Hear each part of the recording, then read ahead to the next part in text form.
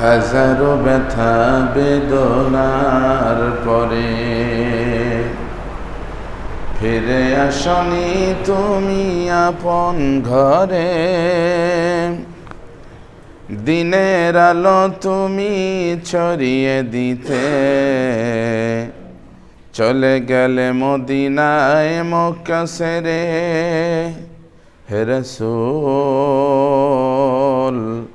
তোমাকে ভুলি আমি কেমন করে, হে রাসূল তোমাকে ভুলি আমি কেমন করে। আল্লাহুম্মা সাল্লি আলা সাইয়্যিদিনা ওয়া আলা আলি সাইয়্যিদিনা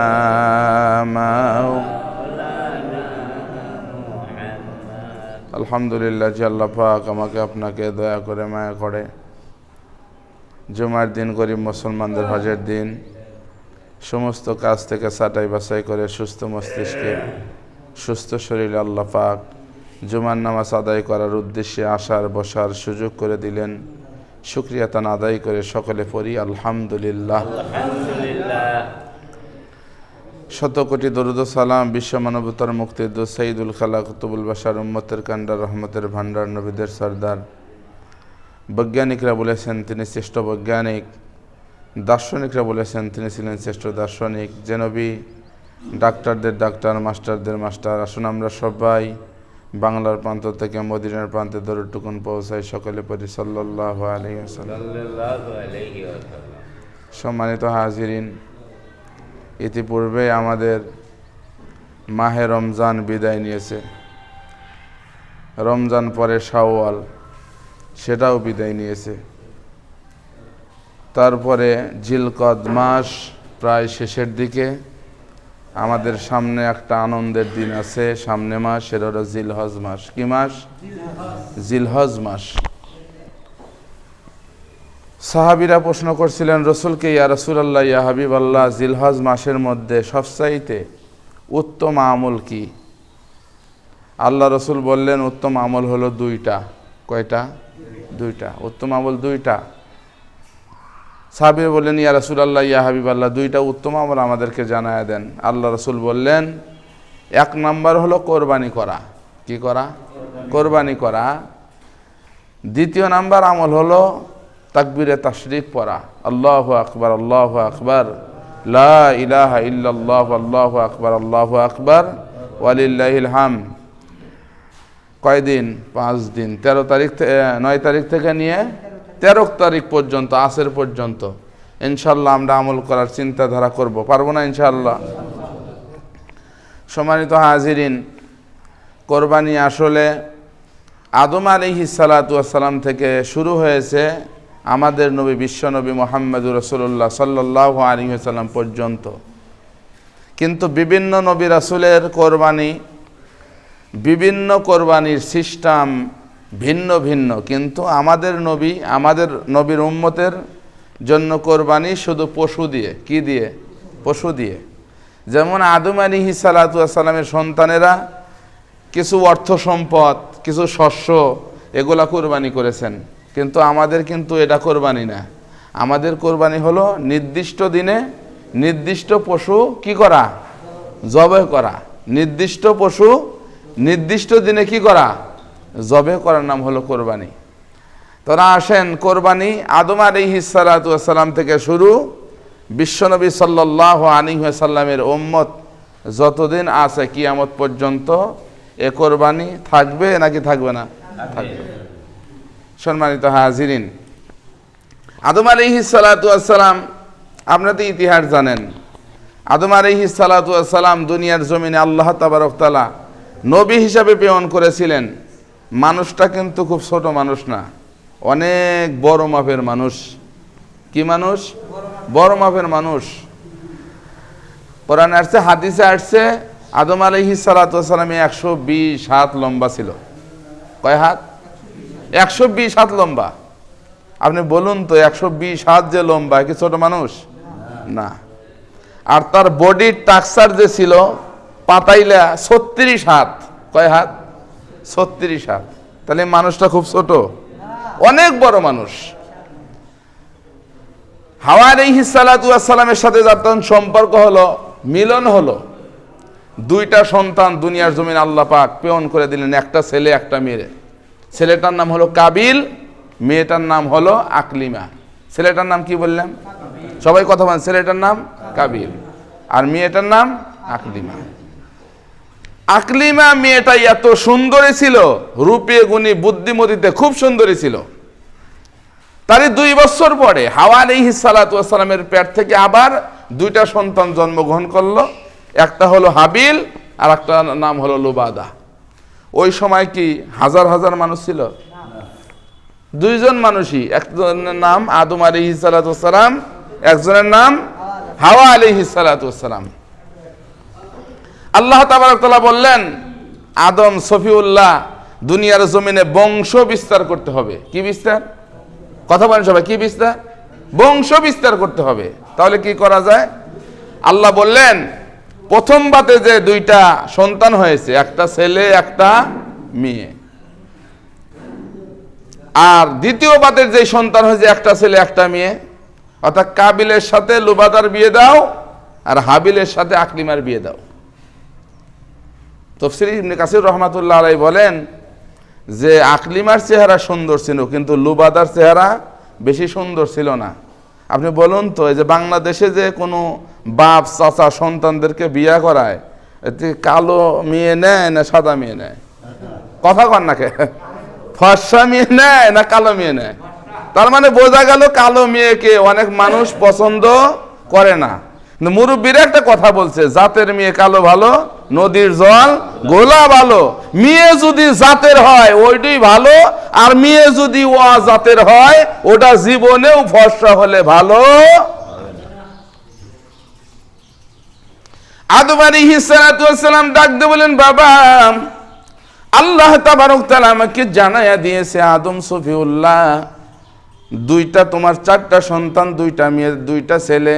প্রথম 2টা ছেলে মেয়ে হয়েছে, প্রথম ছেলের সাথে দ্বিতীয় বাতের যেই মেয়েটা হয়েছে তার সাথে বিবাহ দাও, আর দ্বিতীয় যেই বাতের ছেলেটা হয়েছে প্রথম মেয়ের সাথে বিবাহ দাও। ভাইরা আমার, হাবিল কাবিল ডাক দেয়া বলল, আব্বা জান, আমার পরের বাতের যেই ভাই আর বোন হয়েছে লুবাদা, লুবাদাকে দেখতে তো বেশি সুন্দর না, আব্বাজান আমি বিবাহ করতে পারবো না। আদম সফিউল্লাহ মনে মনে চিন্তা করলেন, কাবিল সন্তানটা আমার বেশি ভালো মনে হচ্ছে না। মুসলমান ভাইরা রে আমার, আদম আলাইহিস সালাতু ওয়াস সালাম চিন্তা করলেন, ডাক দিয়ে বললেন, কাবিল বাবা তুমি টেনশন করিও না, আল্লাহ তাআলার পক্ষ থেকে যেটা হয় সেটাই কিন্তু ভালো হয়। কাবিল মানে না। হাবিল ডাক দিয়ে কয়, আব্বাজান আল্লাহর পক্ষ থেকে যদি কোনো জিনিস আছে, কোনো ওহী আসে, কোনো সমস্যা নাই, সেটা আমি মেনে নিতে প্রস্তুত। ভাইরা আমার, কাবিল মনে মনে চিন্তা করলো, না আমি কালো বোনকে আমি বিবাহ করতে পারবো না, আমি কালো বোনকে বিবাহ করতে পারবো না। আমার বাতের যেই বোন আকলিমা, আমি তাকেই বিবাহ করব। আদম আলাইহিস সালাতু ওয়াস সালাম বললেন, না না এটা হবে না। আদম আলাইহিস সালাতু ওয়াস সালাম টেকনিক করলেন। জোরে বলেন, কি করলেন? সবাই কথা বলেন, কি করলেন? টেকনিক করলেন। আল্লাহ বললেন, উদউ ইলা সাবিলি হিকমা, দুনিয়ার জমিনে যদি তুমি ডাইরেক্ট কোনো কাজ না করতে পারো, হিকমতের সাথে কাজ করা দরকার। হুকুমটা কার? সবাই কথা বলেন, হুকুম কার? আল্লাহ ডাক দিয়ে কয়, আদম ডাইরেক্ট কাজ হবে না, হিকমতের সাথে কাজ করো। আদম আলাইহিস সালাতু ওয়াস সালাম ডাক দিয়ে বললেন, হাবিল আর কাবিল তোমরা আমার সামনে আসো। সামনে নিয়ে আসা হলো। ডাক দিয়ে বলল, বাবা কাবিল তুমি তোমার পরের বাতের যে বোনটা আছে বিবাহ করো। ডাক দিয়ে কয়, আব্বা জান পারবো না, আমার সাথে যেই মেয়েটা হয়েছে এই মেয়েটা খুব সুন্দর, আমার বোনটা খুব সুন্দর, আমি একে বিবাহ করব, আমার ওই বোনকে বিবাহ করতে পারবো না। আদম আলাইহিস সালাতু ওয়াস সালাম ডাক দিয়ে বলো, ঠিক আছে বিবাহ করবা না, তবে একটা শর্ত। সেটা শর্তটা কি? বলে, 2 ভাই মিলিয়া কিছু আল্লাহর রাস্তায় কোরবানি করবা। আল্লাহ তাবারক তাআলা যেই কোরবানি কবুল করবে তার সাথে আকলিমাকে বিবাহ দেওয়া হবে। চিৎকার মেরে বলেন সুবহানাল্লাহ। মানুষ যদি শয়তান হয়, দুনিয়ার শয়তান কি তার সাথে পারে? কথা বলে না, পারে? মানুষ যদি শয়তান হয়, এই শয়তান ঠিক করা খুব মুশকিল। দুনিয়া আল্লাহ তাবারক তাআলা যেই শয়তান সৃষ্টি করছে, ওরা 4 কুল পরে যদি ফু দেওয়া যায়, ও কি মানুষের উপর ভর করে থাকতে পারে? ভর করে থাকতে পারে না, দৌড়ায়। আর মানুষ শয়তান, মানুষ যদি শয়তান হয়ে যায়, ও 4 কুল পরে কোরআন শরীফ যদি ভাঁজ করে সুন্দর করে ধুয়ে গুলে যদি মানুষকে খিলেন হয়, ওই শয়তান জীবনে। কাবিল মনে মনে চিন্তা করছে, যতই কোরবানি করো না কেন, আমার কোরবানি কথা বলতেছো, আমি যদি কোরবানি ফেল যাই, তারপরেও আমি বিবাহ কালোটাকে বাবার প্রস্তাব মেনে নিলেন। হাবিল কাবিল। কাবিল ছিল চাষাবাদ করত। কি করত? আপনাদের মতোই চাষাবাদ করত। উনি কিছু শস্য নিয়ে পাহাড়ের উপরে নিয়ে গেলেন। আর হাবিল যিনি ছিলেন, উনি একটা সুন্দর, দেখতে শুনতে একদম দুম্বা, সুন্দর স্বাস্থ্য মাস্ত, একদম সুন্দর দেখতে দুম্বাটাকে নিয়ে চলে গেলেন পাহাড়ের উপরে পদদেশে। ওই জামানার নিয়ম ছিল, আল্লাহ তাবারক তাআলা আদমকে বললেন, আদম, যেই কোরবানি করবে, যেই কোরবানি আল্লাহর দরবারে কবুল হবে, সেটা আসমান থেকে সাদা আগুন। কি আগুন? সবাই কথা বলেন, কি আগুন? জীবনে দেখছেন? আমরা লাল আগুন দেখছি, কিন্তু সাদা আগুন দেখি নাই। ওই সময় কিন্তু যেই কোরবানিটা কবুল হইতো, আল্লাহ তাআলার আসমান থেকে সাদা আগুন আসিয়া সেটা উঠায় নিয়ে যেত। দুইজনের কোরবানি নিয়ে সামনে সুন্দর করে রাখলেন। রাখার পরে হাবিলের যেই দুম্বাটা, তার এখলাসটা ভালো, কলিজাটা ভালো, যে আল্লাহ তাআলার পক্ষ থেকে কোরবানি আসছে, আমি এটা দেব। আর কাবিল তো আগেতেই শয়তানি, কোরবানি কবুল হোক চাই না হোক, কিন্তু আমি কালো বোনকে আমি বিবাহ করতে পারবো না। আল্লাহ তাবারক তাআলা সাদা আগুন নিয়ে আসিয়া হাবিলের সেই দুম্বার কোরবানিটা আল্লাহ কবুল করে নেন। জোরে কোন সুবহানাল্লাহ। কাবিল খুব টেনশনে পড়ে গেলেন, ডাক দিয়ে বললেন, মুশকিল। আদম আলাইহিস সালাতু ওয়াস সালাম চিন্তা করলেন, এখন যেই দুই ভাইয়ের দ্বন্দ্ব, আমি যদি দুই ভাইকে এখন দুই মেয়ের সাথে বিবাহ দিতে যাই, তাহলে দ্বন্দ্ব থেকে যাবে। আদম সুফিউল্লাহ উনি মনে মনে চিন্তা করলেন, আমি একটু হজে যাব, হজ থেকে আসিয়া তারপরে আমার দুই ছেলেকে বিবাহর কাম শেষ করে দেব। কিন্তু আদম আলাইহিস সালাতু ওয়াস সালাম হজে চলে গেলেন, কিন্তু এর মধ্যেই শত্রুতা যদি থাকে, বাপ বাড়িতে নাই, ওই শত্রুতা কি আর ঠিক রাখা যায়? ঠিক রাখা যায় না। লম্বা ঘটনা সংক্ষিপ্ত, কাবিল যা হাবিলকে বললেন, ভাই, তোমার কোরবানি আল্লাহর দরবারে কবুল হয়েছে, আমার কোরবানি কবুল হয় নাই, আমার কালো বোনকে বিয়ে করা লাগবে, আমি এটা বিয়ে করতে পারবো না। দুনিয়া ছেড়ে যদি তোমাকে দুনিয়া ছাড়াইতে হয়, আমি দুনিয়া ছাড়াইয়া তোমাকে দুনিয়া ছাড়াইয়া দেব, কিন্তু কালো বোনকে আমি বিবাহ করতে। ও গুণ করলে আমাদের বাংলাদেশের যুবক গড়ে কলিজার মধ্যে আছে না? এই কথা কনা আছে না? কি রুচি, নিজে বিয়ে করছে, হে বউ দেয়া চলে না, 4 ছেলের মায়ের সাথে কি সম্পর্ক আছে না? জামাই বিদেশ থাকে, হ্যাঁ রে ফোনে কথা, মাথায় খারাপ। আমাদের গ্রামে একটা আসছে, সুন্দর বউ থিয়া 4 ছেলের মায়ের নিয়ে এসছে। কোনো খবর কি? বলে একটা বিদেশ থাকে, পরে এটা নিয়ে এসছি হুজুর। কত শয়তান। আমি চিন্তা করলাম, এ কাবিলের সাথে এর সাথে ভালো সম্পর্ক আছে। কাবিল চক্রান্ত করলেন, বাপ আদম আলাইহিস সালাতু ওয়াস সালাম হজে থাকা অবস্থায় হাবিলকে দুনিয়ার থেকে খতম করে দিলেন। নাউজুবিল্লাহ বলেন। কাবিল ভাইজানকে যখন হত্যা করে দুনিয়ার থেকে বিদায় করে দিলেন, আফসোস করলেন, আহারে কোন কামের জন্য কি করলাম, কিন্তু আমার এই ভাইকে কোথায় লুকাবো, কোথায় লুকাবো, কোথায় লুকাবো? আব্বা জান যদি আসে, আব্বা জানকে কি জবাব দেব, আর আম্মা জানকেও আমি কি জবাব দেব? মুসলমান ভাইরারে, আমার লুকানের কোনো জায়গা পাইতেছিল না। এমন সময় আল্লাহ তাবারক তাআলার পক্ষ হতে 2টা কাক আসছিল। যেরকম কয়টা? আরো জোরে কোন কয়টা? দুইটা কাক আসছিল। কারণ কাকের কাজ হলো কি, আল্লাহ তাবারক তাআলা ডাক দিয়ে বললেন, নবী পৃথিবীর মানুষগুলোকে জানায়া দাও, দুনিয়ার জমিন যত আদম সফিউল্লাহ থেকে শুরু, এখনো মানুষ জন্ম নেয় নাই, 6 জন মানুষ সবে মরত। দুনিয়া থেকে মানুষ যখন চলে যাবে, মানুষ যখন মারা যাবে, মানুষগুলোকে কোন জায়গার মধ্যে রাখবে? আল্লাহ জানায় দিলেন, কাকরে ওই কাবিলকে সুন্দর করে জানায় দাও। হাবিলকে দুনিয়ার থেকে বিদায় করে দিল। কাবিল যখন ওই জায়গার মধ্যে দাঁড়ানো ছিল, কাক দুইটা আসিয়া সুন্দর করে মাটি খোঁড়া শুরু করে দিলেন। অনেকক্ষণ যখন মাটি খুঁড়লেন, খোঁড়ার পর হাবিল মনে মনে চিন্তা করলেন, আমার ভাইকে এই জায়গার মধ্যে রাখা হবে।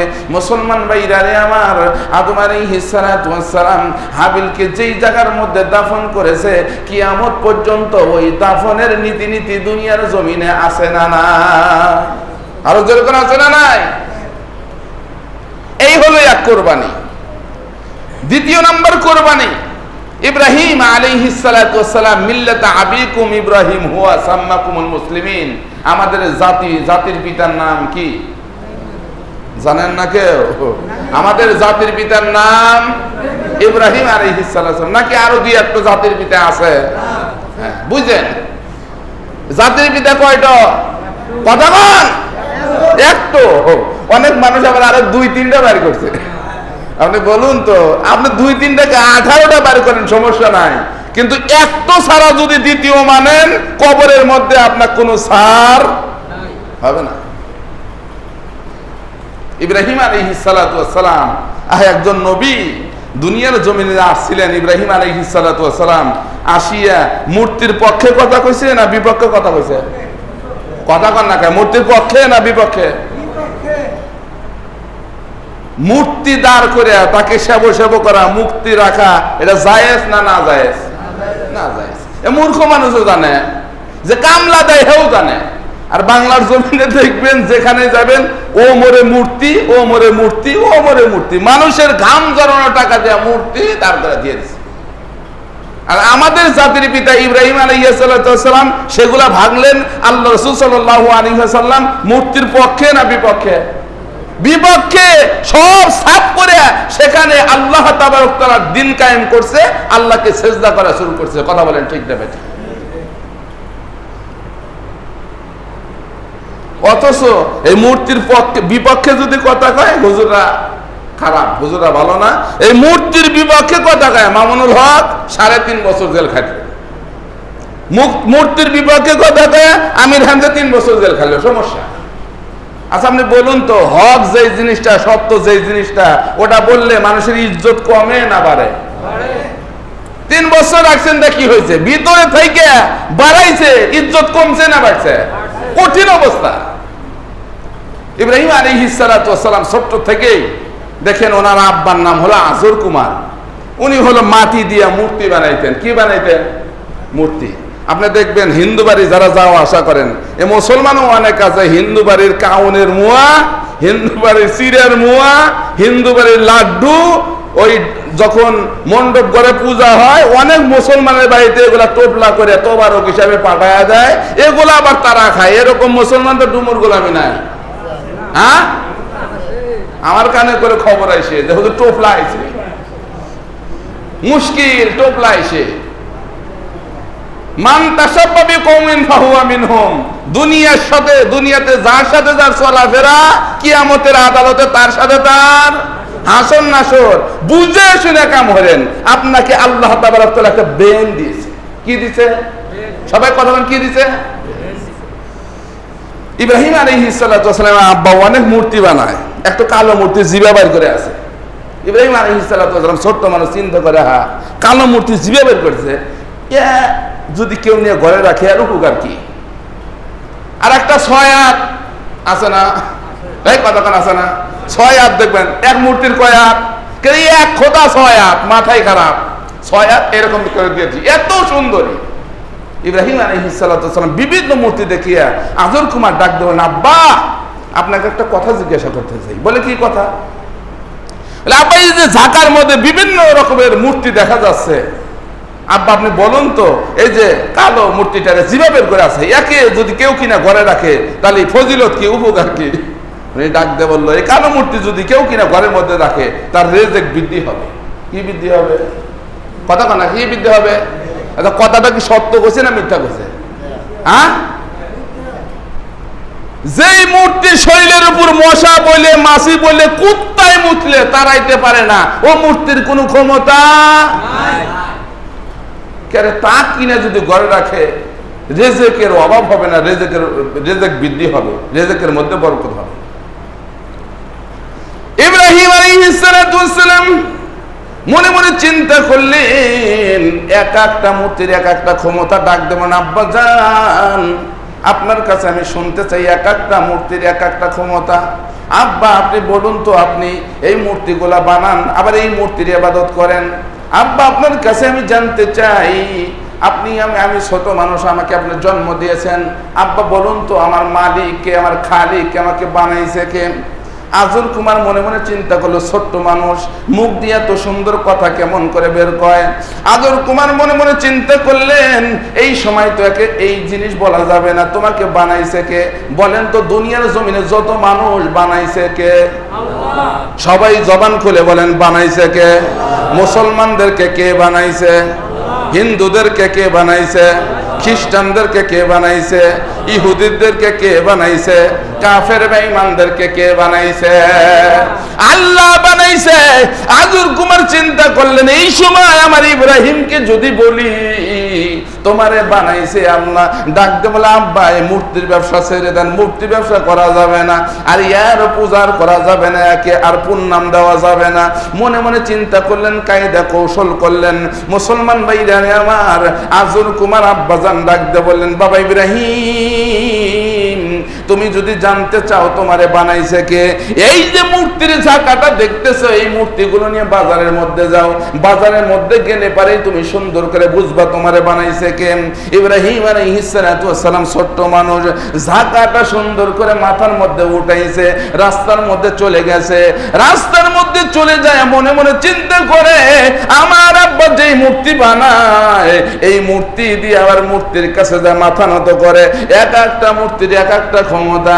ইব্রাহিম আলাইহিস সালাম জাতির পিতা হিসাবে দুনিয়ার জমিনে আল্লাহ পাক এমনি পাঠান নাই। আপনি বলুন তো, যে জাতির পিতা হয় তার মাথার মধ্যে মাল আছে না নাই? এই জোরে কোন আছে না নাই?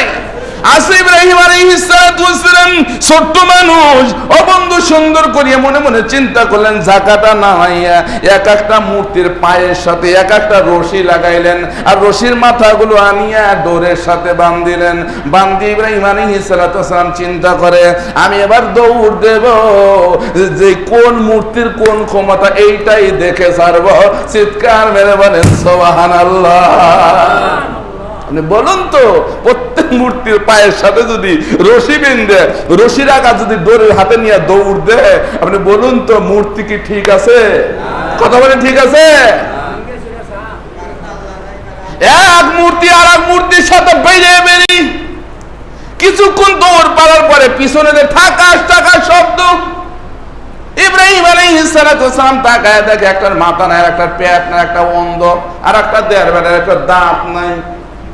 ইব্রাহিম আলাইহিস সালাম চিন্তা করলেন, না না, এরা আমারে বানাই নাই, আর ইবাদত করা যাবে না, আমার ঝাঁকার মধ্যে তুলে বাড়িতে নিয়ে আসছে। আজর তোমার ডাক দেখে, আব্বা জান কি করছেন, কষ্ট করে বানাইলাম।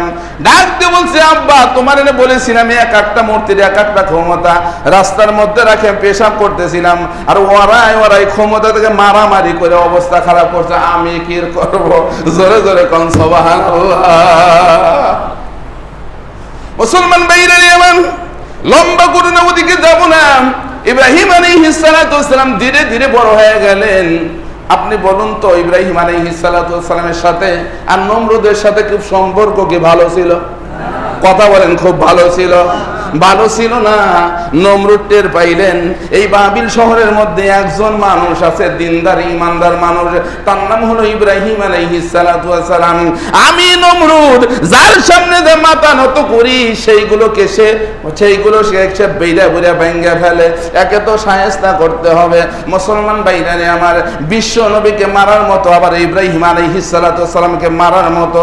ও বন্ধু, নমরুদ তার শয়তান গ্যাংকে নিয়ে সুন্দর করে বসলেন, বসিয়া ডাকতে বলেন, ইব্রাহিমকে দুনিয়ার থেকে বিদায় করে দেওয়া হবে। আপনি বলুন তো, দুনিয়ার জমিনে আপনিও মুসলমান, আমিও মুসলমান, দুনিয়ার জমিনে কোনো মানুষ কি কোনো মানুষকে বিদায় করতে পারে?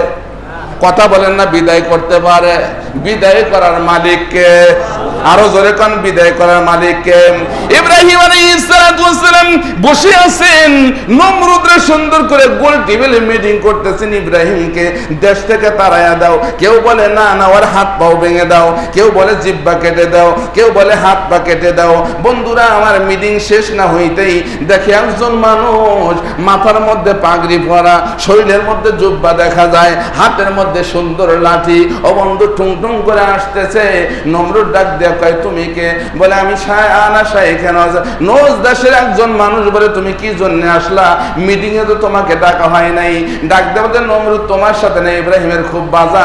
ইব্রাহিম হলো একজন ইমানদার মানুষ, ওকে যদি তুমি শায়েস্তা করতে চাও এই দুনিয়ার জমিনে, তাহলে একটা মেলা লাগাও। কি লাগাও? আরো জোরে কোন, কি লাগাও? মেলা লাগাই না কাম শয়তানের না ভালো মানুষের। আমরাও কিন্তু মেলা লাগাই, সমস্যা সমস্যা সমস্যা। মুসলমান বাইরে নিয়ে আমার নমরুদ ডাক দিয়ে বললো, তুমি পুরা মানুষ মেলা লাগাইলে কি হবে?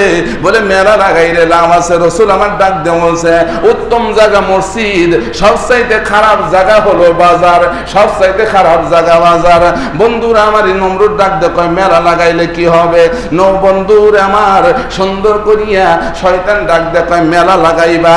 বাবিল শহরের মধ্যে যত সুন্দরী নারী আছে টাকা দিয়ে ভাড়া করবা, আর তাদেরকে কমপ্লিট ড্রেস দিবা, যেই ড্রেস পরলে মানুষের সামনে আকর্ষণ করবে, শুধু বডি দেখা আর ওই লজ্জাস্থান ঢাকিয়া এই মেলার মধ্যে ছেড়ে দিবা।